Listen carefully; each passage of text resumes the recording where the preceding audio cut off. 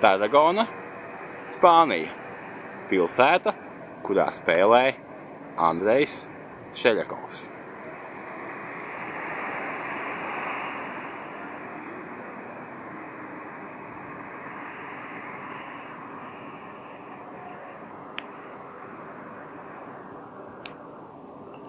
Un šeit ir piemineklis slavenajām katalāņu cilvēku piramīdām.